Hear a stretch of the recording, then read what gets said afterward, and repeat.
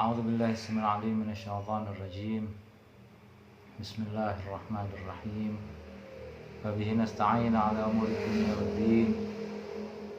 والصلاة والسلام على أشرف الأنبياء والمرسلين سيدنا وحبيبنا وشفيعنا وقرة أعيننا الذي سمي في السماء بأحمد وفي الأرض بأبي القاسم المصطفى محمد.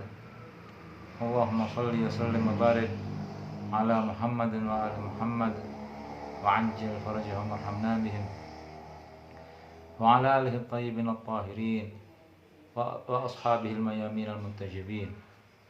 بسم الله الرحمن الرحيم. اللهم كن لوليك الحجة من الحسن صلواتك عليه وعلى آبائه في هذه الساعة وفي كل ساعة وليا وحافظا وقائدا وناصرا وذليلا وعينا حتى تسكنه ورضاك طوعا وتمتعه فيها طويلا برحمتك يا أرحم الراحمين. Assalamualaikum warahmatullahi ta'ala wabarakatuh. Pada pertemuan yang lalu sedikit kami singgung tentang dunia dan bagaimana seharusnya menyikapi dunia tersebut. Sebagaimana yang sudah disebutkan bahwasanya dunia ini bukanlah dalam pandangan agama bukanlah sesuatu yang hanya bersifat materi, tapi bisa atau tidak hanya sesuatu yang berwujud materi, bahkan yang berwujud materi bisa tidak dianggap sebagai dunia, tapi dunia adalah segala sesuatu yang menjerumuskan. Di sini saya ingin menukil sebuah hadits, yaitu mengapa dunia itu disebut dengan dunia. Pertemuan yang lalu saya sebutkan bahwasanya dunia bisa diambil dari akar kata dana yadnu dunuan yang berarti dekat, atau dari dana yadni danian yang berarti jorok, kotor, dan rendah. Mengapa dunia itu dinamakan dunia? Karena hal itu sesuatu yang akrab dengan manusia, namun keakrabannya membuatnya dia menjadi terperosok ke dalam jurang kenistaan, terperosok kepada jurang kejauhan dari penghambaan kepada Tuhannya, di mana dia diciptakan karena itu. Terperosok, tergelinding-gelinding di jalan yang sangat licin dan penuh duri, di mana hal itu dapat menjauhkan dia dari tujuan yang utama, yaitu menjadi hamba yang dekat dengan Tuhannya, menjadi hamba yang pasrah dengan Tuhannya. Dunia ini menjadi penyebab hambanya terperosok dan terjerumus ke dalam lembah kehinaan. Itulah dunia. Jadi segala sesuatu dalam pandangan agama, segala sesuatu yang dapat menjerumuskan seorang hamba dari Tuhannya, menjauhkan seorang hamba dari Tuhannya, baik itu karena dia lalai atau karena dia bermaksiat dan lain sebagainya, maka itu dianggap oleh agama sebagai dunia atau dunia. Di sini disebutkan dalam sebuah hadits, Imam Ali bin Abi Thalib alaihissalam bersabda, innama summiyat dunya dunya li'annaha adna min kulli syai'. Mengapa dunia itu dinamakan dunia? Karena dia adalah sesuatu hal yang paling rendah dari segala sesuatu. Allah Subhanahu wa taala dan penghambaan kepadanya adalah sesuatu hal yang sangat agung, sangat tinggi nilainya, sangat mulia makamnya. Maka dari itu hamba tercipta hanya untuk beribadah, hanya untuk menghamba kepadanya. Bahkan filosofi dari la ilaha illallah adalah menafikan semua penghambaan kepada selain Allah Subhanahu wa taala. Maka dari itu kita keluar sejenak dari pembahasan ini. Maka dari itu, mengapa para anbiya, para nabi dan rasul dan warathatul anbiya, dan siapapun yang mewarisi para nabi dan rasul selalu menjadi musuh penguasa yang zalim, selalu menjadi musuh al-mutrifin atau al-mutrafin, orang-orang yang borjuis, orang-orang yang memiliki harta yang melimpah, yang punya jiwa ingin menekan dan memperbudak orang lain. Mengapa selalu menjadi musuh mereka? Karena yang dikumandangkan dan yang disebarkan dan yang diajarkan oleh anbiya dan rusul, anbiya dan para utusan serta warathatul anbiya, para pewaris mereka adalah la ilaha illallah. Tidak ada Tuhan selain Allah. Tidak boleh menghamba, merendahkan diri kecuali hanya kepada Allah. Memerdekakan manusia dari penghambaan kepada selainnya Subhanahu wa ta'ala.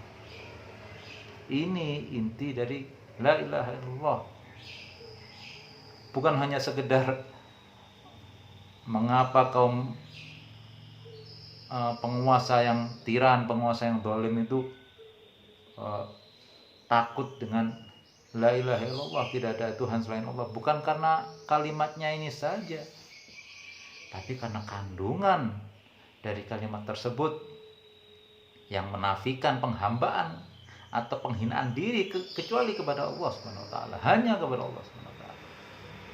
Ini yang membuat mereka keberatan, karena mereka biasa hidup dengan kenyamanan menindas, kenyamanan memperbudak orang lain, kenyamanan memperbodoh orang lain. Akhirnya para anbiya dan para rasul serta para warathatul anbiya, pewaris mereka, itu selalu berhadapan dan tidak pernah sepihak dengan penguasa tiran, kapanpun dan dimanapun. Ketika ada penguasa tiran, pasti musuhnya adalah para nabi dan para rasul dan para pewaris mereka. Pasti. Ketika ada penguasa tiran dan ada orang-orang yang sok agamis, yang mengklaim dirinya beragama tapi mendukung penguasa tiran tersebut, ketahuilah bahwasanya mereka pasti bukan warathatul anbiya. Karena apa? Karena ajaran dari anbiya dan rusul serta warathatul anbiya, para pewaris mereka adalah la ilaha illallah, menafikan semua penghambaan kecuali kepada Allah Subhanahu wa taala. Dilarang hina kecuali menghinakan diri hanya kepada Allah Subhanahu wa taala. Dilarang menghamba kecuali hanya menghamba kepada Allah Subhanahu wa taala. Maka dari itu, ketika membahas tentang dunia, mengapa dunia ini dinamakan dunia? Imam Ali menyebutkan li'annaha adna min kulli syai', karena dia adalah satu hal yang paling rendah di antara segala sesuatu. Apa yang paling rendah? Yang paling rendah dari segala sesuatu adalah menjadi hamba kepada selain Allah SWT, menjadi hamba kepada makhluk Allah SWT. Keterjerumusan penghambaan itu adalah satu hal yang paling hina di maujud ini, di eksistensi ini. Maka dari itu manusia harus dientas dari penghambaan tersebut. Penghambaan yang menghinakan mereka itu harus dientas. Mereka harus dientas dari dunia ini yang menghinakan, dunia yang menjerumuskan. Ketika ada orang beribadah dan ibadahnya menjerumuskan dia harus dientas dari itu, karena dia sedang berada di dunia. Ketika ada orang bersedekah, kemudian dia ingin menghinakan orang yang diberinya sedekah itu, dia harus dientas dari itu, karena dia sedang berada di tempat yang paling hina. Jadi dunia adalah sebagaimana yang saya sebutkan dan disebutkan oleh Amirul Mukminin alaihissalam, yaitu segala sesuatu yang hina dan menghinakan manusia. Dan tidak ada yang lebih hina kecuali dari menghamba kepada makhluk Allah SWT. Menghamba kepada selain Allah SWT. Itu adalah keterhinaan yang sangat hina. Slogan paling populer Imam Husain alaihissalam di Karbala adalah hayat min nadillah, pantang hina. Karena itu adalah duniawi sifatnya, sedangkan misi beliau adalah misi ukhrawi, misi mengajak manusia menghamba hanya kepada Allah SWT, menjadi manusia merdeka yang tidak bisa diperbudak oleh siapapun, oleh apapun kecuali Allah SWT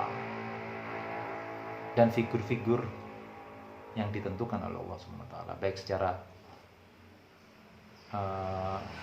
nama maupun kriteria. Tunduknya hanya kepada Allah. Karena tunduk kepada Allah, maka apapun yang diperintahkan Allah, dia akan melakukan. Ketika Allah memerintahkan untuk taat kepada si fulan, baik itu secara personal maupun kriterianya sesuai dengan yang disebutkan oleh Allah, maka dia juga taatnya sebenarnya kepada Allah. Karena itu perintah Allah SWT. Kembali di hadis ini adalah innama sumiyad dunya dunya li'annaha adna min kulli syai'. Dunia itu dinamakan dunia karena dia adalah sesuatu yang paling hina, paling rendah. Pertemuan yang lalu saya sebutkan tentang zuhud.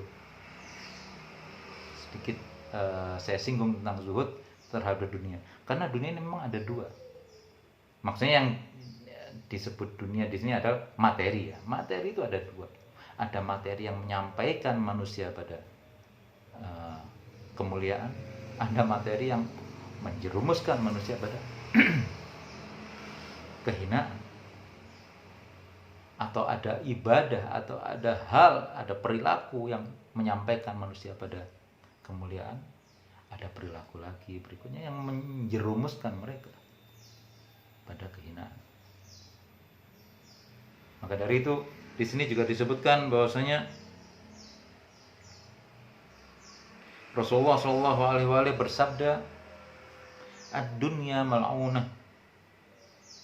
Dunia itu yang menjerumuskan itu mal'unah, semuanya terlaknat. Wa mal'unun ma fiha, bahkan yang di dalamnya juga terlaknat. Illa, kecuali bila apa ya Rasulullah?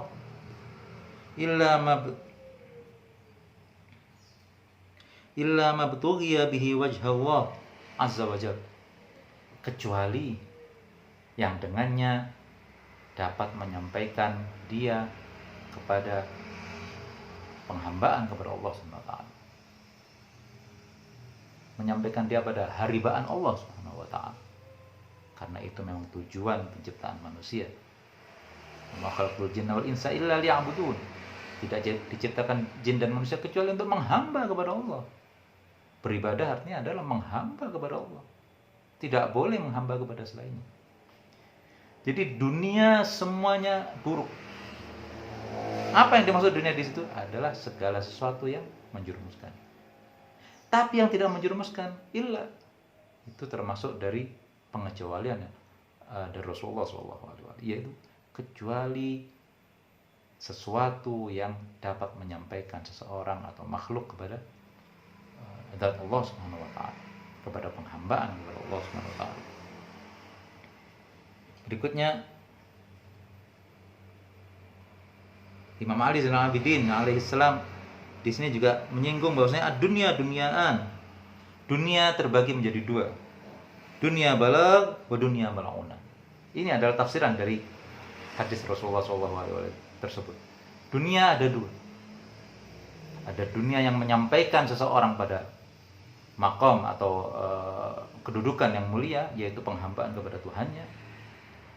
Dan ada dunia yang malauna, dunia yang terlaknat, dunia yang menjauhkan manusia dari penghambaan, dunia yang menjerumuskan manusia dari penghambaan atau dari tujuan mulia. Naudzubillah. Semoga kita dapat mengoreksi diri kita dan memahami bahwasanya kita sedang berada di tempat ujian dunia, alam dunia ini, di mana segala sesuatunya bisa menyampaikan kita kepada tujuan yang mulia atau bahkan menjerumuskan kita. Naudzubillah. Jadi harus pandai-pandai membenahi diri, memahami ajaran-ajaran agama yang benar agar kita terselamatkan dari keterpurukan, dari keterjerumusan, dan sampai pada tujuan yang mulia, yaitu menjadi manusia merdeka yang selalu menghamba hanya kepada Allah SWT. Demikian. Assalamualaikum warahmatullahi taala wabarakatuh.